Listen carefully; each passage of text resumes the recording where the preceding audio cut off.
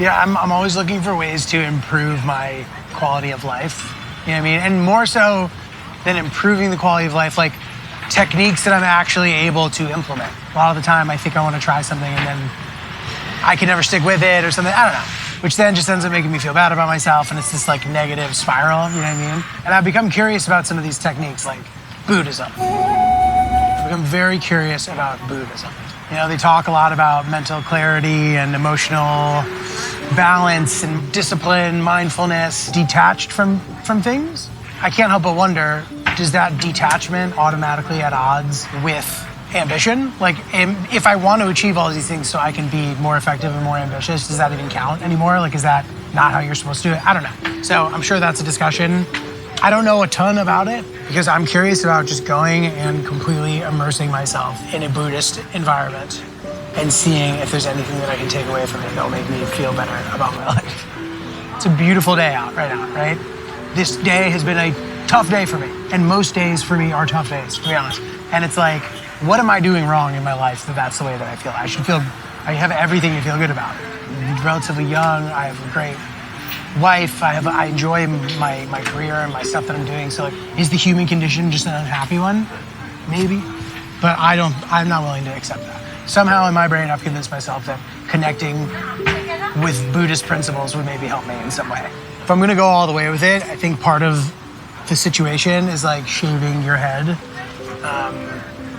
or like letting go of vanity in some capacity or something. And I'm not feeling great about that. But it feels like it would be a cop-out to go and not. So I'm gonna try. I'm nervous about it in a way that's unique from any trip that we've done before because maybe it'll just come off as a stunt that makes no sense. Like maybe me doing this is not the way to do it. Why don't you start by meditating 5 minutes a day or something? You know what I mean? I just don't know. Maybe by having these desires of this ambition and wanting to look better and feel better and have better use of my time. Maybe that goes completely against all the teachings of Buddhism. Maybe in learning about all of this stuff, it will all start to make sense. I would like to go live amongst Buddhist monks and see that if I can learn some stuff to take along with me. And then maybe just be able to live the life that I want to live more, whatever that means. In general, traveling feels so amazing. It gives you this perspective. It gives you time to like step back, look back at your life. And I hope that this can take it to the next level because Buddhism has always struck me as a sort of belief system that is actionable and that you can actually implement into your daily life in a really positive, possible way. So I'm curious about learning about the different tiers. I'll say this too, like I've been worried that I'm not gonna be able to sit properly. Like you have to cross your legs. So we literally spent time going to visit my boy, Tom Kern, to see if we can do some exercises to get my hips more open so I'll be able to sit more comfortably in that position for a longer period of time. Is this the first time you've ever gotten this request before? Yeah, this is a new one. I've always struggled when I go on these trips to these different places to sit like this because everybody sits like this. Everybody sits on the ground and they sit like this. And the time has come where I have like enough of a runway time where I could actually theoretically make some progress. So that is the spiel. I guess, yeah, let's see what you got. Like that's as much range of motion as you got to start? Of this situation, it's not great. I thought I'd be working with worse. Really? So, okay, yeah, that's good. so it's not the end of the world. How long do you think you can usually sit for before that becomes an issue? Without props, a minute. Okay. Okay. My hips very tight. Is that an indication of too much stress? Who knows, dude? Maybe the hips will miraculously open when I get amongst the mountain air. Because like I was saying before, it's a beautiful day out, and why am I stressed? I should be able to connect with nature more. That's part of Buddhism as well. So like, mountains sound incredible to me. So that's why we selected Nepal. Super excited and nervous. Maybe this will be a way to get better. I think that just by saying get better, I'm already going against Buddhist teachings, but I want to learn. I'm curious about it. Who knows? We're about to go on a very long trip. It's 12 and a half hours to Doha, Qatar, and then a 3-hour layover, followed by another 4-hour flight to Kathmandu. Probably be the longest travel day I've ever done. And the gate agents just made us check all of our carry-on, so like we barely have any of our stuff, including my headphones are in there. Which, look, maybe this is the beginning of the Buddhist journey. You know, we have everything we need. You don't need stuff. Just trying to take a bunch of deep breaths and connect with my inner peace or whatever. Or maybe just watch 10 movies. I feel more anxious for this trip than I usually do. I can't fully put my finger on why, but I'm less excited and more tired and anxious. And I hope that goes away. I hope it just turns into excitement.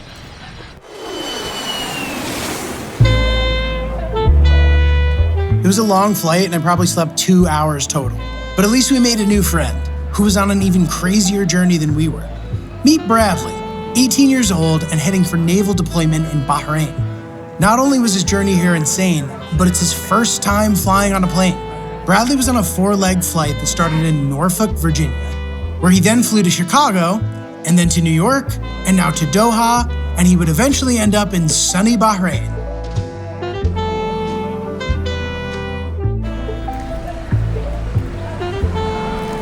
Just one more 4-hour flight till we made it to Nepal.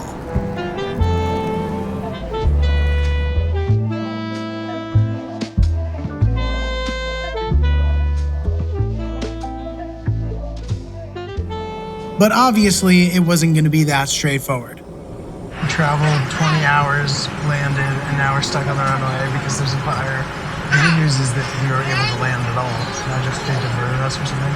It's disheartening. You travel a long day, we're so close to bed, but so far, just gotta be patient. Oh, yeah.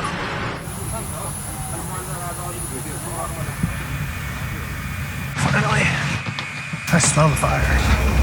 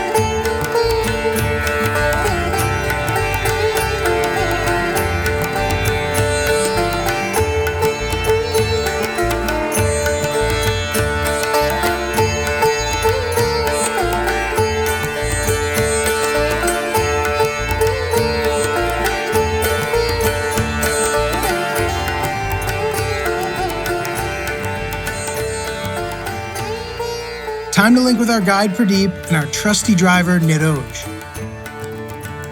We would be driving about 10 hours from Kathmandu to the Bigu Gumba Monastery in northern Nepal, near the border of Tibet. It's actually not that far in Western terms, but the roads are tough for large portions of the drive. You're changing elevations, driving through mountains, basically the longest 82 miles that you could ever imagine.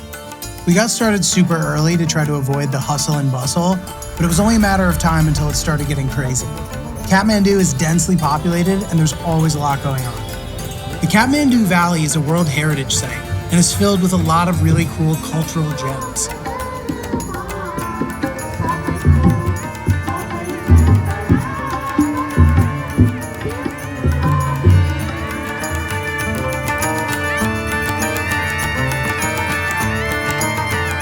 It's a largely Hindu city, with nearly 80% of the population identifying as Hindu. But it's a significant city for Buddhists as well. Swayambhunath, also known as the Monkey Temple, is a significant site to both Hindus and Buddhists.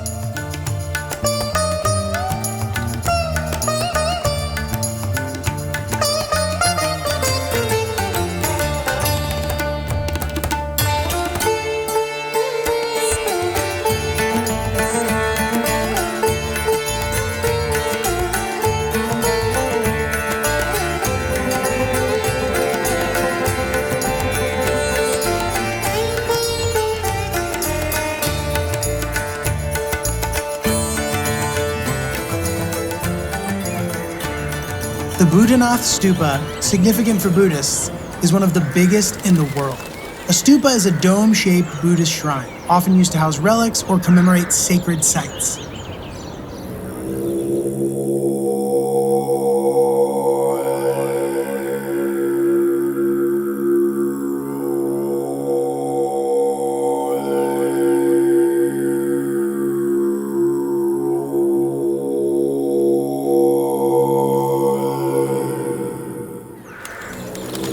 It was an amazing scene, but we were actually here for a reason.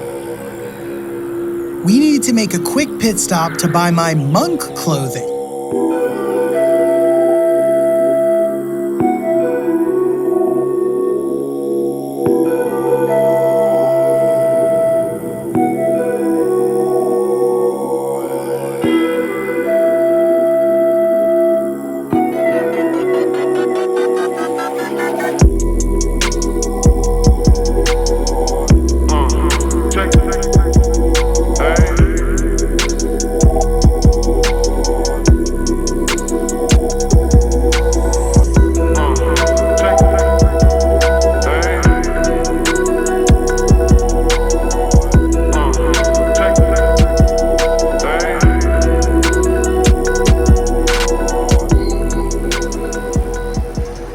Monk clothing secured.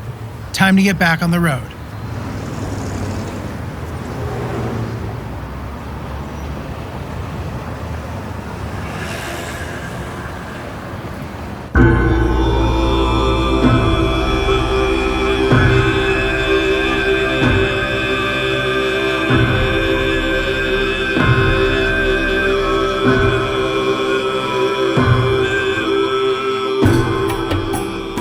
It took us hours to get out of Kathmandu. Big city, lots of people, lots of traffic.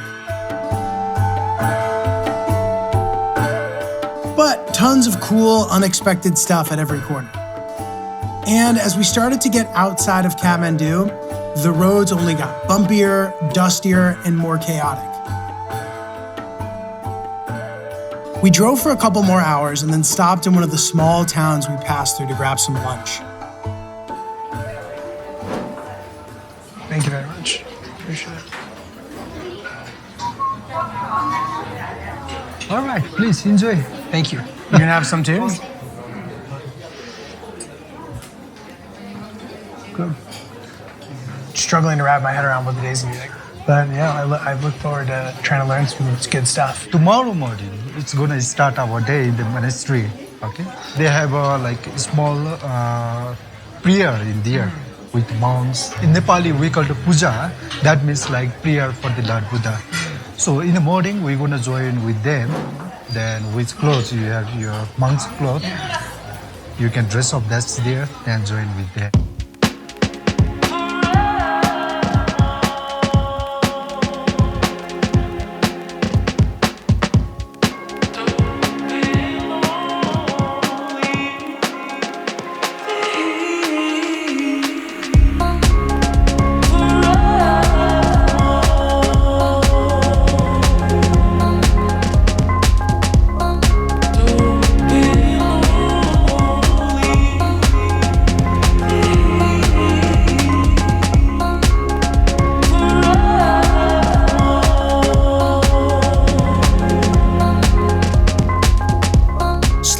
surely, things started to become more rural and more naturally beautiful.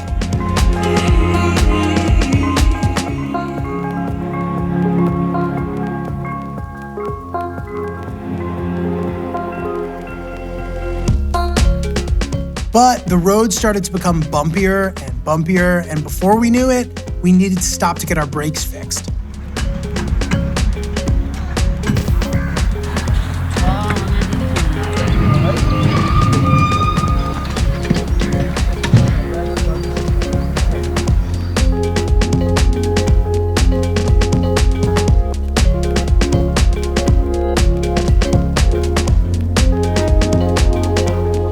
We started to climb high up into the Himalayas. I guess it's a good thing we got everything settled with the car because the roads were not going to get any better.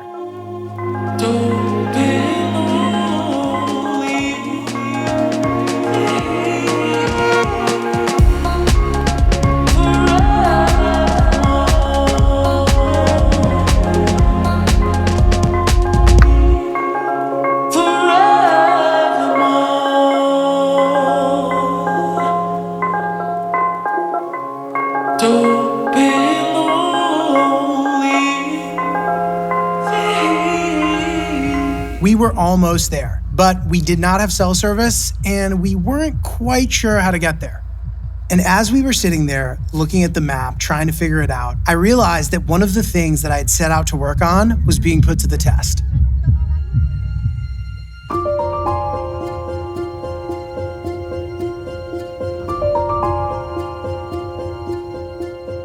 What a preposterously long day. 18 hours of flying without most of my stuff, long runway delay upon arrival, unexpected car maintenance, and really tough roads for many hours. I started to feel proud that I had been able to face the discomfort.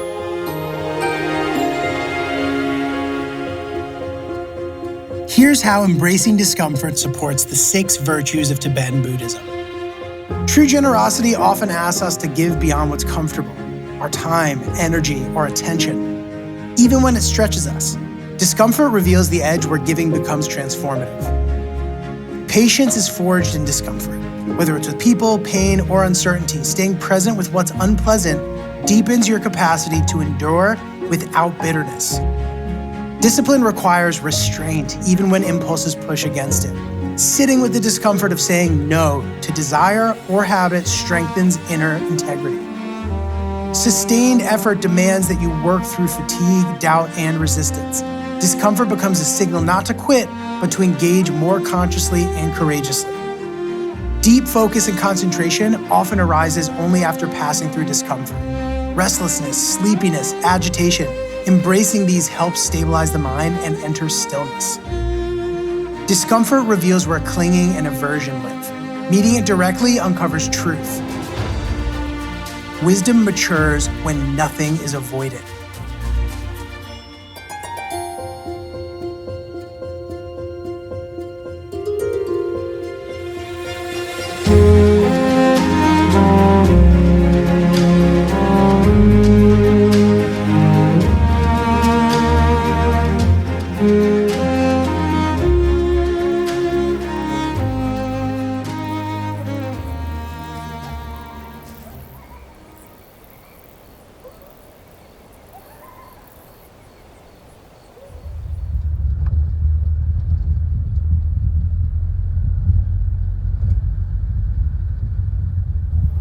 We'll take our back. Okay. Very good. We made it, dude. Unbelievable. What an adventure. Insane scenery. Oh, this is great.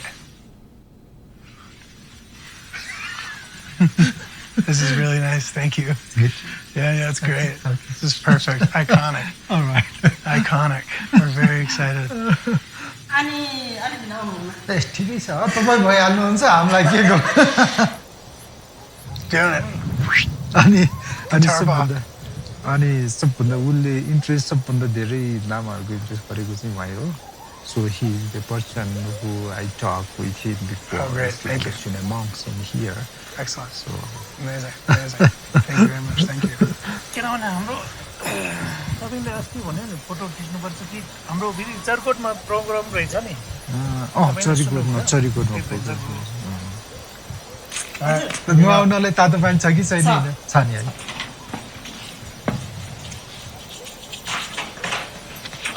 तातो पानी अघितिर उम्लेर झन्दै full remove. Yep. All the way. Full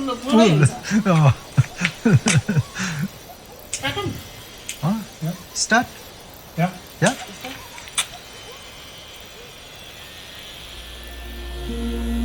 I was still wondering about whether or not it was possible to let go of vanity while still intending to improve your physical appearance within the teachings of Tibetan Buddhism. And it seems to me now that you can. When you feel good in your own skin, you show up more openly and warmly. Looking good isn't about stealing attention. It's about being available, confident, and generous with your presence. Tending to your appearance with intention reflects inner discipline, not to impress, but to express care and respect for the body.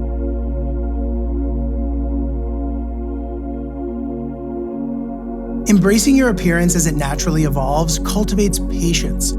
You care for yourself without fighting impermanence, allowing beauty and aging to coexist with grace. Showing up consistently for your health, hygiene, and grooming builds steady energy and discipline. Effort becomes sustainable when rooted in love, not insecurity. Mindful self-care can become a meditative act. Whether it's brushing your hair or walking mindfully, it draws you into presence rather than ego. And you see that beauty is impermanent and not who you truly are, but still worth honoring while it lasts. This balance of care and non-attachment reflects the true insight. You man. Thank you. Done? Yeah. Yeah. Amazing. Thank you. I still don't know what I look like, which is crazy. I don't know what I look like. I can feel it. I just put a shirt on and it felt crazy. But that felt like a really cool experience. Excited to like sink my teeth in, you know what I mean? The monks were telling me like, you don't have to. And I was like, let's go for it, you know? Oh my God, dude. That's wild. Wow. Wow. Wow.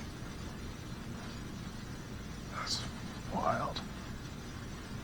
Dude. The Widow's Peak is so pronounced still.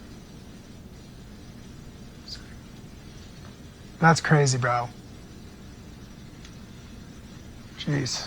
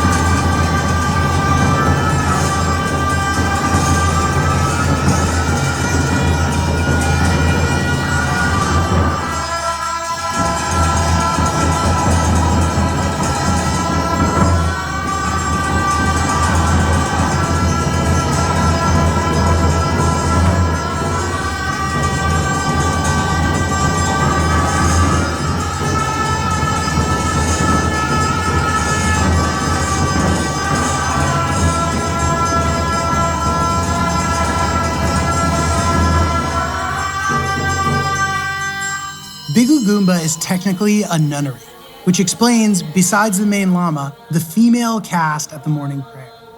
The monastery is also home to a Buddhist school for children, boys and girls, either who are orphaned or whose families sent them there to become monks, which is a common practice in Nepal.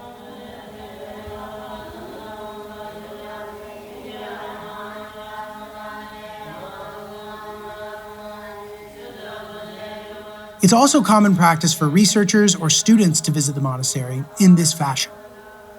Buddhist monks pray in the best interest of all beings. They're praying for all of us. Every morning at 5:30 a.m., the monks conduct a puja, a ceremonial act of offering, prayer, and devotion performed to honor and connect with the Buddhas, bodhisattvas, deities, or spiritual energies. It is a core spiritual practice in Tibetan Buddhism. They pray every morning chanting sutras, which are the words of the Buddha, offering all beings enlightenment, and mantras often associated with particular qualities like compassion or wisdom.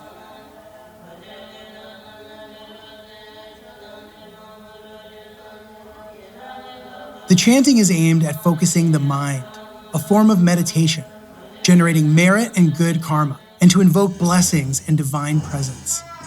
The sudden bursts of noise, while seemingly chaotic to an onlooker, have specific purpose.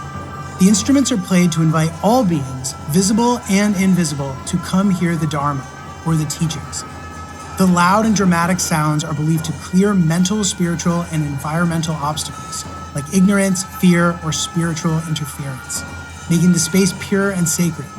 By offering beautiful, intense sounds, the practitioners are offering to Buddhas and Bodhisattvas as an expression of devotion and generosity. On a deeper level, the sound can jolt practitioners out of habitual, sleepy mind states. In Tibetan Buddhism, sudden sensory experiences are sometimes used to cut through ego clinging and bring immediate awareness. The instruments are also used in sync with specific verses or invocations in the ritual liturgy.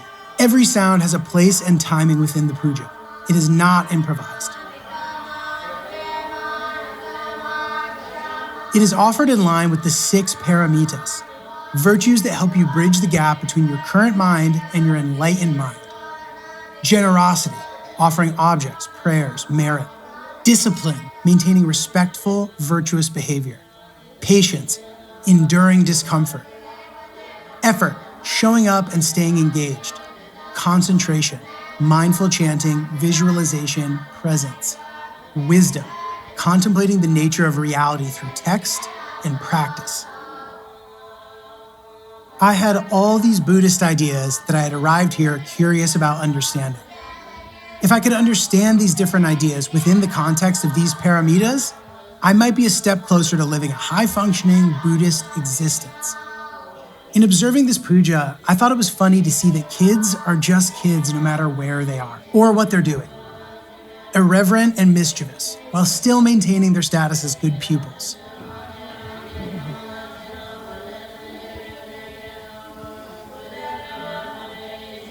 The milk tea is made with black tea, milk, and sugar. They serve it every morning during the puja. It is drank to sustain the body during long practice sessions. Milk tea is warming, energizing, and nourishing, especially in high altitude or cold environments like this one. It's a symbol of community and connection. It strengthens the bond among practitioners, creating a harmonious atmosphere, and serves as a form of hospitality, especially in communal practice settings like monasteries.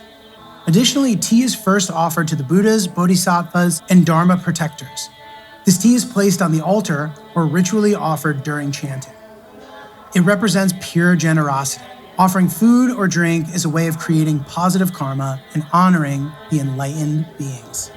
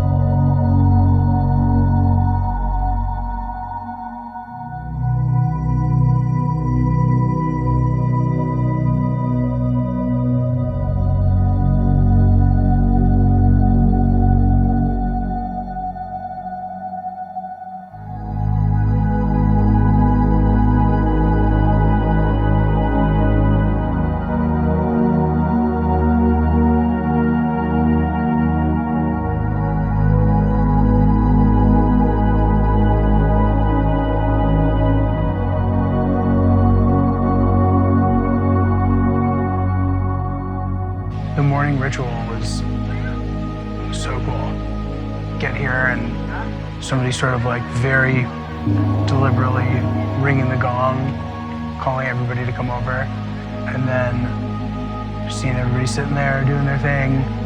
Very, very cool. You know, hour and a half, get out of there at 7 a.m. Feels like you have the whole day ahead of you. Pretty sweet. But like surreal to be like watching the sunrise and getting to participate in something like that in such a remote area. It is obviously authentic experience. Felt forceful. But yeah, very cool. I'm excited to do it again. We were given special permission to film and to dress the way the monks do. Things that aren't always possible. So that's cool. Nice to have them let us do that. And we definitely appreciate it, you know?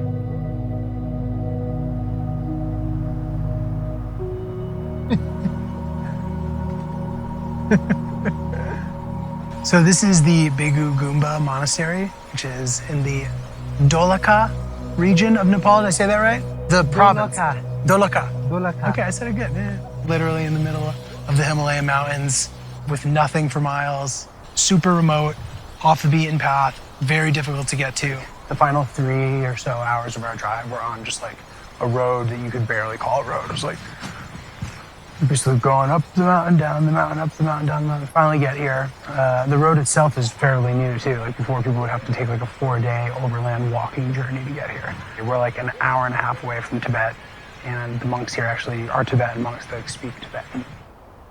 During our stay, we only left the monastery one time. We walked down the mountain to visit the nearby town. And you're right here, yeah. So these people in the town, do they ever come up and visit the monastery? Yeah. It's really rewarding just being in the middle of this rural setting with all, you know, people doing the stuff that they would do, the stuff that you would imagine. To get through the day, like gathering stuff, walking around with their yak. Who knows what they're doing with that yak? Where was he? Where's he going? That I do not know. Yeah. Most people are Buddhists in the town, you think? It's cool that the centerpiece of the community is the Buddhist monastery. Because in a Buddhist area, as Pradeep was explaining to us, you gotta have a monastery nearby because you need monks for every significant moment, whether it's good, bad, New Year, birthday, wedding, death, anything. Monk gotta pull up, do the blessing, have a meal, hang out, respect. Okay, well, let me ask you this. When the monk comes over, what happens? So you mean, Like when the monk comes to your house, what does he do? For New Year's, for example. of course. The monk comes over and what? They just sit there and hang out with you? And So do they they- do a No, sermon? no. Actually, on the day, on the New Year in Nepal, we call it Losha. Yeah. On that day, so if the monk will come to our house, either if we'll go and visit to monastery, on that day monks have to do a lot because they have to read their one books, which is like a good prayer To for the everyone. next coming years. Got it. Okay. So they always come do like a blessing for whatever Exactly, happened. Got it. exactly. And then do they stay for dinner? Yeah. And then you chat with them? What's up? Yes, of course. And they're nice? Usually? They are. Oh, sorry, monks. Of course, in the Buddhist religion, we have to respect our monks because without the monks, we cannot celebrate any event. Got it. So you gotta keep the monks happy. Exactly. That's the main point. Gotta keep the monks happy. Excellent. All right, let's keep walking. Let's keep going.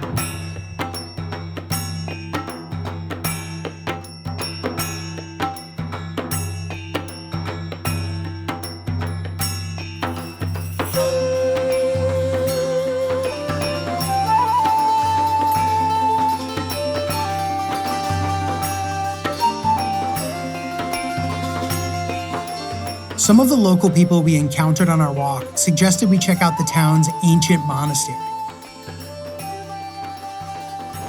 यिनीहरू अमेरिकाको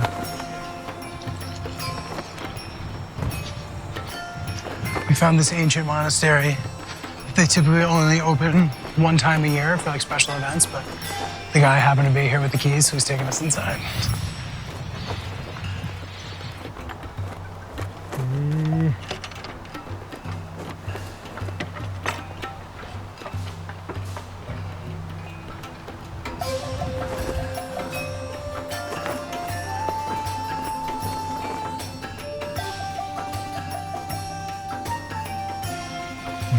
गर्दा नि हुने चाहिँ हो अब आफ्नो घरमै स्यालरी बसाल्नु पर्ने हुन्छ त्यही भएर हामी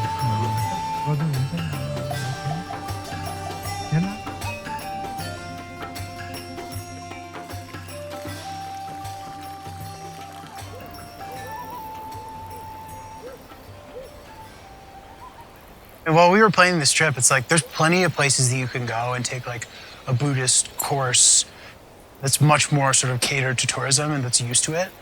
I sort of didn't want to do that. I wanted something that just felt a little more authentic, a little more raw, you know what I mean? I just thought that that would be like the kind of vibes that I wanted. And I feel pretty good about this decision.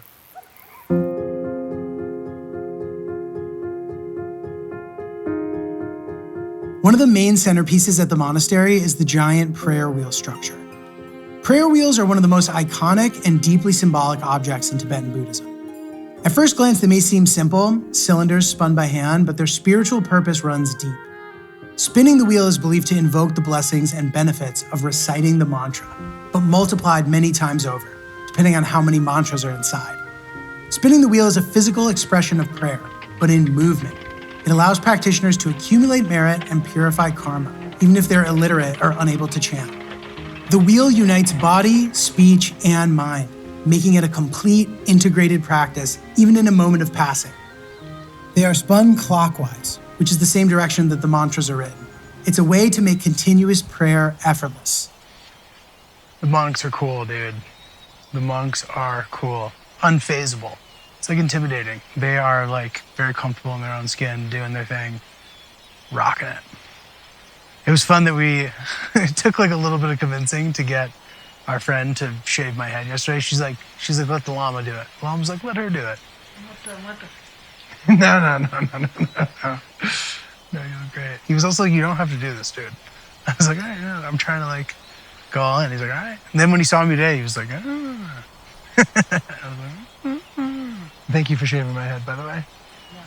Appreciate it. We've been given a lot more sort of freedom, which is nice. Like if you go and you take like a Buddhist course, like the curriculum is very strict. Just like your entire itinerary throughout the day is going to be like very rehearsed and planned. Like we've just sort of been able to do whatever we want. We got here and they're like, oh, there's like morning prayer at 5:30 to 7. And then that's like basically it. Oh, thank you. You are so tall.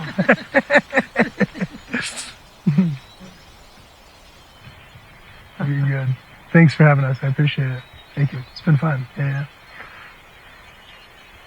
Thank you. Appreciate it. Yeah. It's been a pleasure. My pleasure. No, our pleasure. Lama life, dude. So it's chill, bro. So is it hard to become a lama? Become a lama? Yes. What has to happen in order for you to be able to become a lama? You know, when family have very young kids, like around 5 to 7 years, if they want to make a lama for the kids, they will put their kids in the monastery. So you started really young. Yes. So this guy here, he started when he was a little kid. Yes. Got it. Also monks, they have like this kinds of chapter or courses, same as like in school. Mm-hmm. College, then university. Got it. So if you do well, then you can. Yes. Got it. It's like anything. It's just a proper Buddhist monastery. People send their children here to learn. Monks live here and worship and work on the land, do their tasks to kind of make the whole thing function. It's sort of self-sustainable. They grow their own food, all vegetarian, greenhouses and water tanks.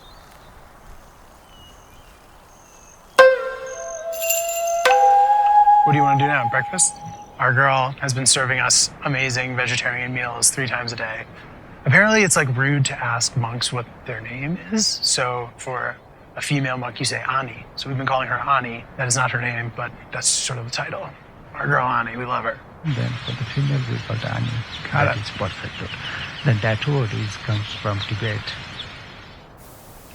That kitchen is amazing too, dude. It's just like so organized and clean, and I love it. Food's been like flames, so good.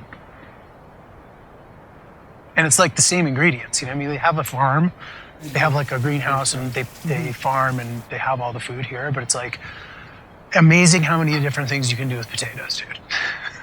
You know, we've had so many potatoes and they've been delicious. Like the potatoes have been the highlight for me basically of every meal, but knocking it out of the park with the food for sure. We've gotten lucky. Every meal has been like a nice combination of a very healthy helping of rice. I was like, I wonder how monks could even gain weight. And then I see how much rice we're eating. I'm like, okay, it makes sense. I guess theoretically it could happen. A nice vegetable medley, a bunch of different pickled selection. It's been really fresh and really delicious. It's so easy to be a vegetarian when somebody's cooking for you. This is just like proper salsa. Love to see it. But yeah, man, all really good stuff.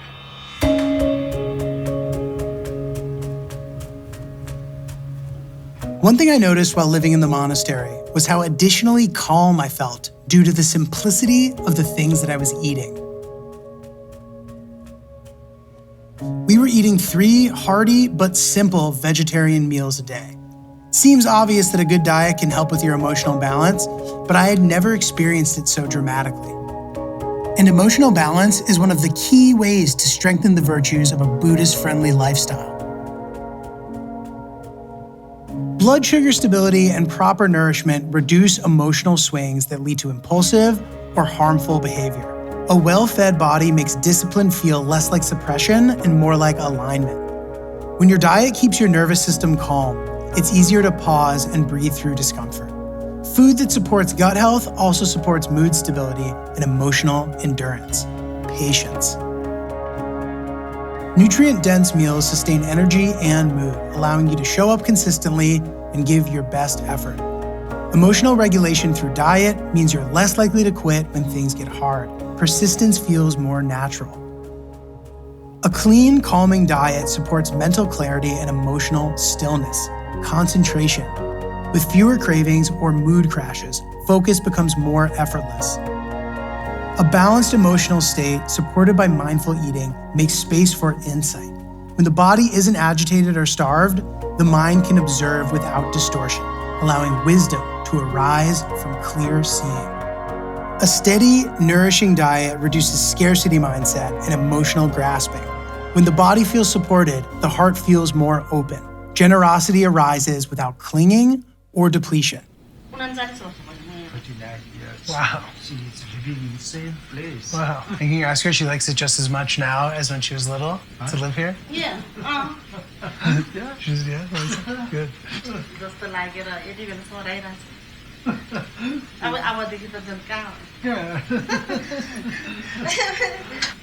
यो देशमा बसेकै त्यति बेला I don't think so. They can change now their life. It's supposed Yeah. to. Good. Yeah. Nice. That's fun though. Yeah. It's a nice kitchen. Yeah. यो त्यस्तै सानो सानो कति बोल्नु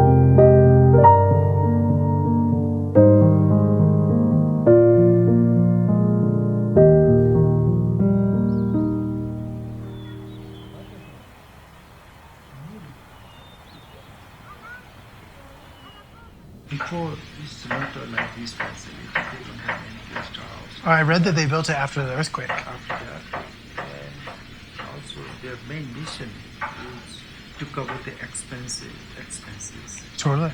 Yeah. As she's telling, she's really happy when we are here. Oh, nice. Great. The past few years, they have built a guest house to accommodate visitors who'd want to come here and stay. So I think they've done this to basically be less reliant on government funding as well as less reliant on donations from people.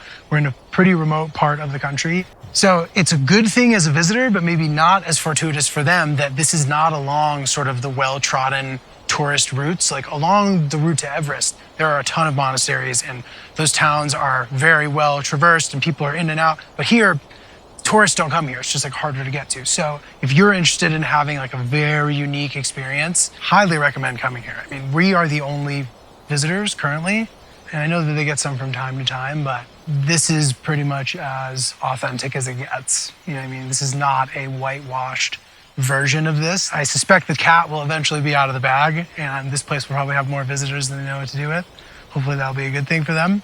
But for now, I recommend coming and trying to check it out before everybody finds out about it, because it's pretty special. And when we were selecting a place to come, like we got a lot of suggestions, and a lot of them were just like much more convenient and places that are much more used to having tourism. And I spent a lot of time trying to find exactly what I wanted, and I think we did a good job. So come out, stay here, like you'll be supporting the monastery, and you'll get to have an incredible once-in-a-lifetime experience. This is where we're staying at, guest house. It's pretty sweet.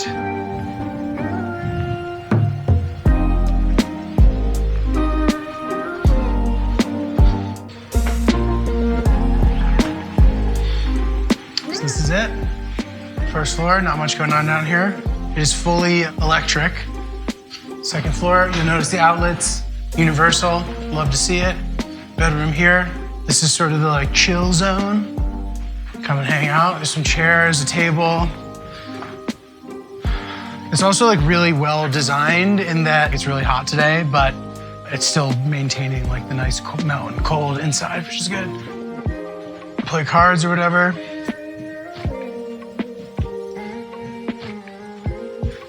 And this is our bedroom. Just a little bit of a mess, but gets the job done. You notice here on the wall, our boy, Dalai Lama, probably the most charismatic leader who was born into it, who we've ever had. Nice pink shades, nice view. It's pretty foggy right now during the day, but you can see mountains in perpetuity into the distance. From this angle, the Himalayas, beautiful. It's very cool. The pace has been so nice and slow. I mean, I've taken 2 naps today. You know what I mean? In the midst of all this nature, being kind of aimless, getting to incorporate some of these Buddhist principles in real time. I can't remember the last time I took a nap on a shoot. Not to mention 2. Pretty sweet.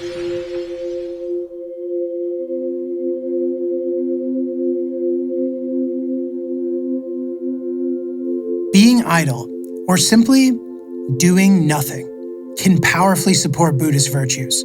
I've started to entertain the idea that constantly doing can actually lead to doing less in the long run. Idleness teaches you to wait without pushing. In doing nothing, you sit with discomfort, boredom, and restlessness, growing the deep patience that can stay steady through all things. Paradoxically, rest refines effort. Effort becomes wiser and more sustainable when balanced with stillness.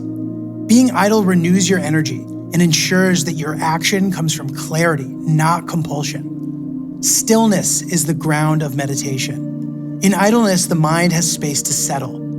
You stop chasing thoughts and let awareness rest in itself, deepening concentration without force.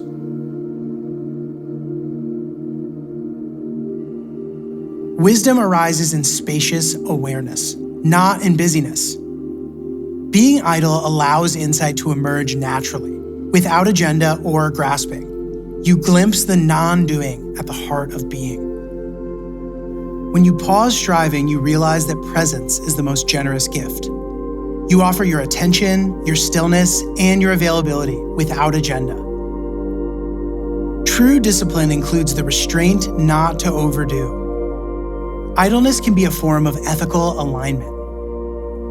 Stepping back from compulsive action to avoid harm, burnout, or ego-driven striving.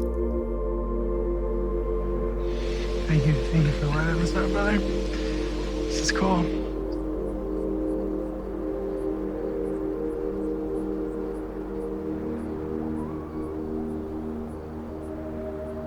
We spent a lot of time just hanging around. It's a perfect place to put some of these Buddhist principles into practice, you know what I mean? the beauty of kind of being aimless for a while, everything you need right here, immersing yourself in nature. It's been everything, dude.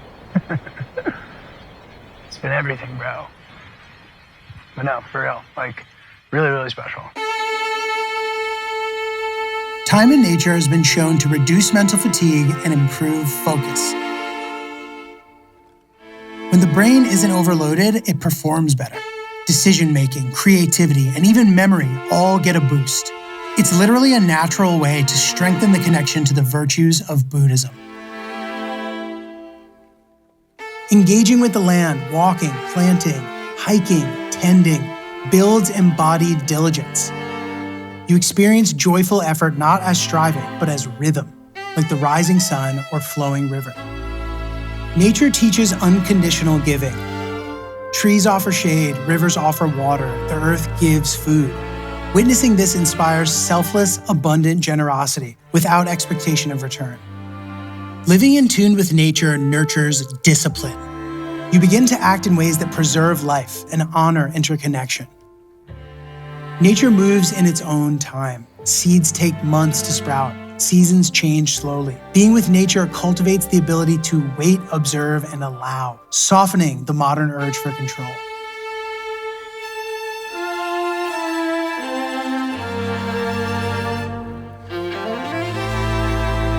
Natural environments support stillness and presence.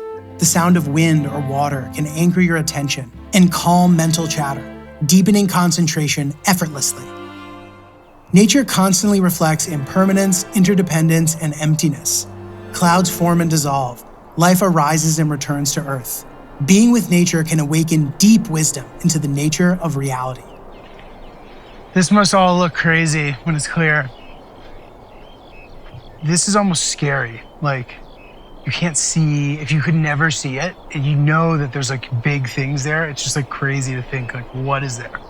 I mean, we know now there's mountains, obviously, but it's wild. It's wild that the fog can cover up like the biggest mountains on Earth. Mount Everest is over there. Yeah, we're only 50 miles away from Mount Everest right now. Hop, skip, and a jump. Scenery's amazing. Unbelievable. Once we get a rain, then it will be really clear for the 10 days. Then again it starts. That's why in the countryside we expect the rain. It's been season like 4 to 5 times. Mm-hmm. And you said so far only one time, right? We need more rain. Bring the rain. I hope the weather looks like we'll have a rain again. Well, let me tell you this. Whenever I go anywhere, it rains. Mm-hmm. I don't know if that means I'm good luck or bad luck. Exactly, that's the good luck. But dude, I'm telling you, I've been like the desert all over the world. I go, it rains. I'll be places that hasn't rained in 2 years. It rains when I get there. Not even kidding. Grand Canyon, Atacama Desert, Jordan, and not Wadi Rum, and Petra. I'm telling you. So if it rains in a couple days, it's because I was here. It's a little chilly here in the morning, so rocking the peace, dude. My head is like cold now that the. Shouldn't have expected that, but I did remember to put SPF on my head today. Hell dog, what up?